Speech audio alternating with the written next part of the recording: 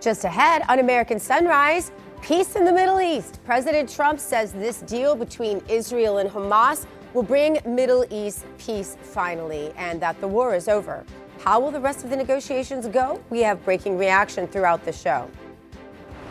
Plus, the Schumer Shutdown is a showdown at this point. It's about to enter its second week. How long could this last? We are headed to the Capitol for Insider Perspective with Congressmember Marjorie Taylor Greene of Georgia.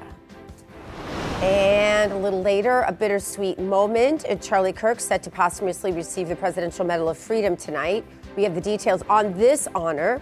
So much more as American Sunrise gets started right now. Good morning, America.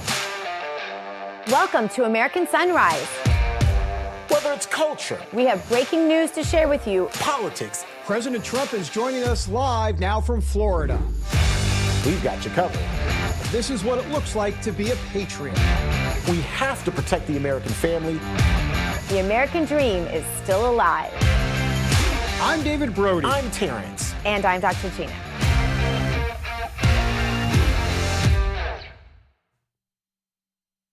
Apparently it's Taco Tuesday, and apparently the guys in the control room are very excited about that notion. Good morning, I'm Dr. Gina. I'm always excited about Taco Tuesday, too. We are live with you from the Palm Beaches. Let's bring in David Brody. He's in Washington, D.C., and Terrence Bates in our Denver newsroom. Good morning, gentlemen. I got to go to Pennsylvania with one of our amazing J6 team this weekend, got to meet family. It was so beautiful, and the leaves were falling. You don't realize when you live in Florida and you don't ever get to see that, it is such a God thing. It's just so beautiful. And we prayed together, and it was really, and we karaoke'd. Oh, of course you did. Yes, of course. I was waiting for that. Yeah. Yes, of course. It's beautiful. Welcome Dr. back. Gina, welcome back. By the way, falling leaves is beautiful until you have to rake them up out of your front lawn. Then they become less Correct. so. Trust me. I remember. Trust me. I'm 3-4 bags in already here. I'm trying to get ahead of it. And That's I'm what already kids 3-4 are for, bags in. Terrence. That's why you have them. You know what? There's something to be said about that, Dr. Gina. I'm actually with you on that one. Hey, a lot of people talking about this Trump Time magazine cover. It is probably the most well-deserved cover ever, and they, of course, make him look bad, as you can see here. Dr. Gina, you actually sent us this yesterday, and you called it on President Trump's reaction. You said he's not going to be happy with this. And taking to Truth Social, the president writing, Time magazine wrote a relatively good story about me, but the picture may be the worst of all time. They, quote, disappeared my hair and then had something floating on top of my head that looked like a floating crown, but an extremely small one. Really weird. I never liked taking pictures from underneath angles, but this is a super bad picture and deserves to be called out. What are they doing and why, he asked. Dr. Gene, I'm going to give you first crack at this one because you put this on our radar about 18 hours ago. You were the first on record here on the show to talk about this.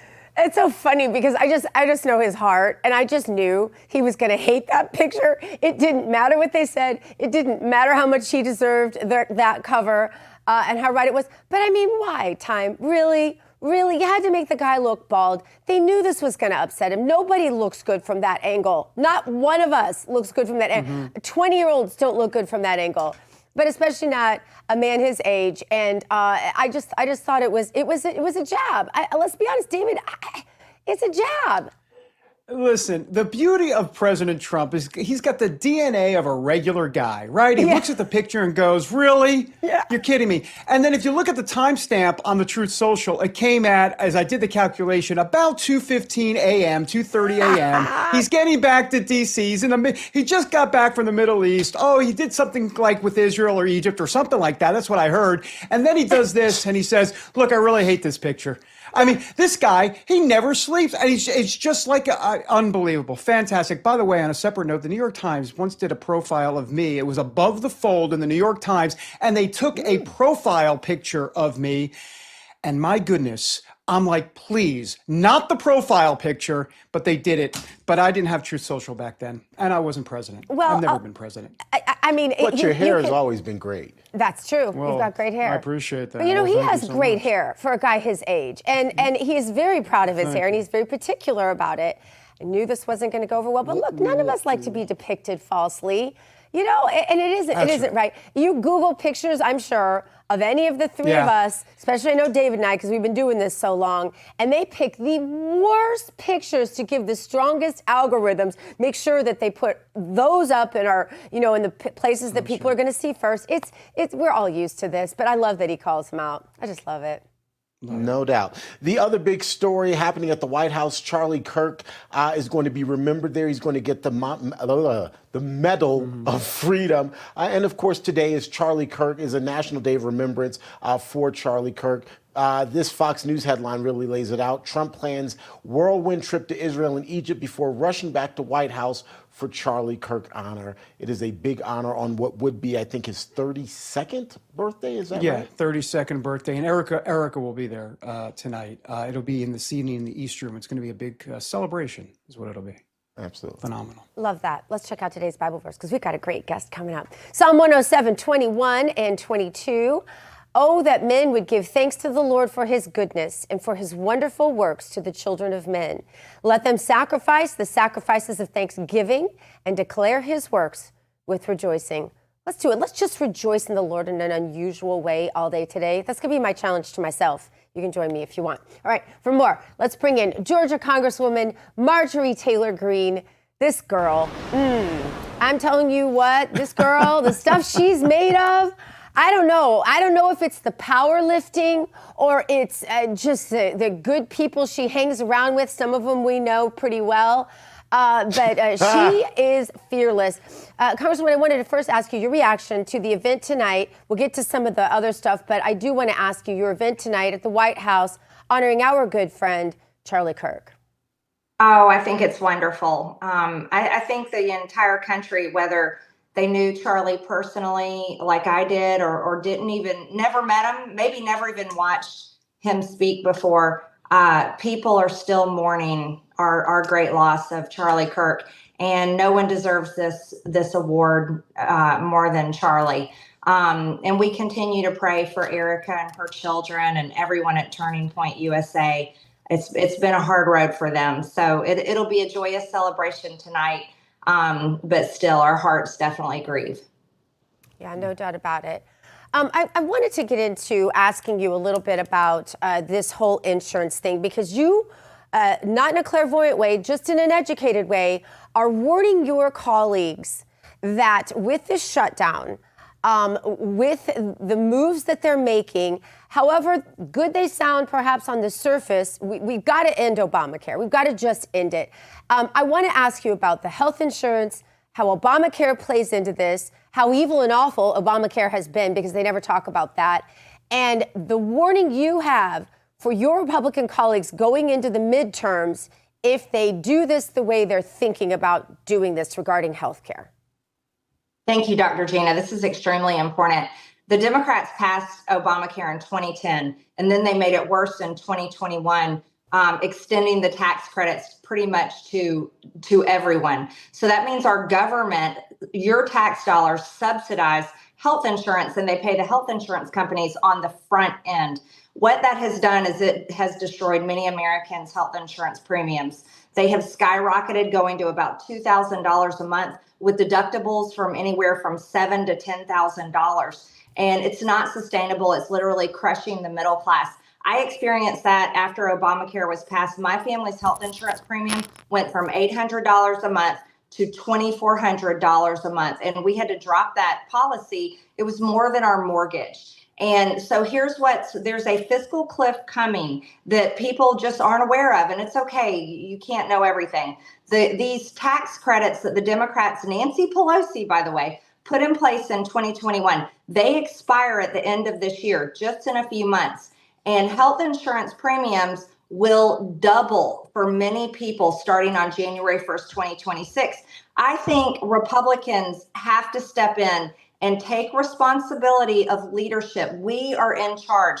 We are supposed to govern this country, and we have to finally do something about Obamacare. And so I've been willing to talk to anyone and everyone. I have been seeking out the best advice in the country, some great conservative groups on health insurance with solutions, and asking questions. But my big warning is we have to take this very seriously, because if Republicans are responsible for doing nothing about this, and regular innocent Americans' health insurance premiums double. They're not going to be able to pay their rent. They're already getting crushed with the cost of living expenses that the Biden administration created, but have not come back down. Food prices have gone up this year. Even the Department of Agriculture put out a report on that in August. And there's many other problems.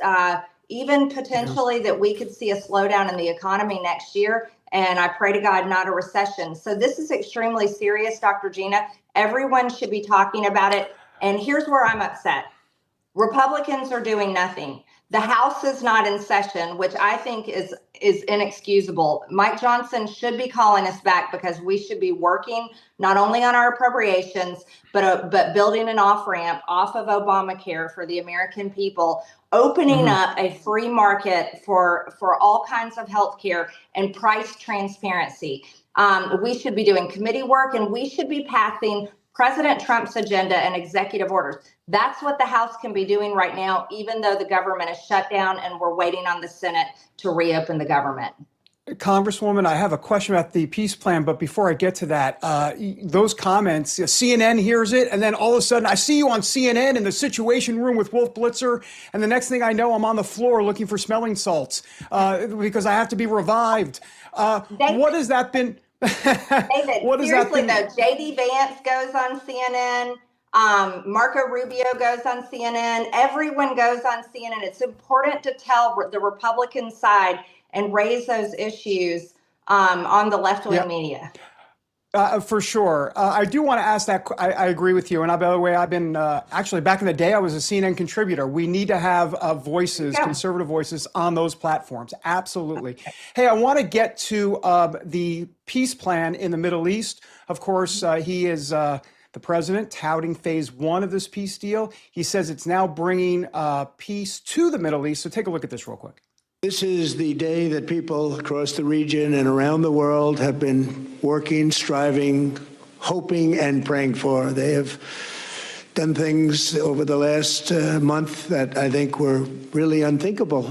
Nobody thought this could happen. With the historic agreement we've just signed, those prayers of millions have finally been answered. As you know, the hostages have been returned. And further work goes on having to do with the, sadly to say, bodies. Together we've achieved what everybody said was impossible. At long last, we have peace in the Middle East. And it's a very simple expression, peace in the Middle East. And we've heard it for many years, but nobody thought it could ever get there. And now we're there. So, Congresswoman, the president got buy-in from all these Arab leaders. That obviously was the key here. But going forward, I mean, the president's peace plan has calls for him to be the chairman of a new international body called the Board of Peace. He plans to develop a new international stabilization force to immediately deploy in Gaza with U.S. assistance. And now we have these 200 U.S. troops over in Israel helping to monitor the ceasefire deal and help with logistics. So are you supportive of these moves? I mean, this doesn't feel MAGA. What's your sense? Well, first of all, I praise God in the name of Jesus that President Trump has been so tenacious on working towards world peace. And we have to just thank Donald Trump for his efforts there. You know where I stand unapologetically. I'm America first, to the point where I'm at this point, I'm America only. I would love to see our great president that I've supported the man for years. Worked my tail off and spent millions of dollars to get him reelected. I would love to see him in the White House telling the world, world, I've got to work on America right now because we have serious problems. My heart goes out to all the countries in the world and the Middle East and everyone. And I pray for peace and success for all of them. But what I want to see for America is I want to see us to have really great trade deals so that we can have a strong economy. And I want to see this administration that campaigned on America first, sticking to America first, because it's the American people's turn. We need to stop seeing the revolving door in the White House of world leaders, and we need to have the doors open to the American people, for the American people, to solve our problems and putting America first. That's where I stand. Amen, sister. Well, we appreciate you coming on the show and talking to us about all this. Stay on that war path. We're counting on you. A lot of us out there really appreciate what you're doing. Thanks for being here. Thank you, Dr. Thanks, Jan. Thank you, Congresswoman. everyone. God bless you. All right, now that phase 1 of the Israel-Hamas peace deal has been carried out, how will phase 2 shake out? Former Israeli government spokesman here with predictions right after this.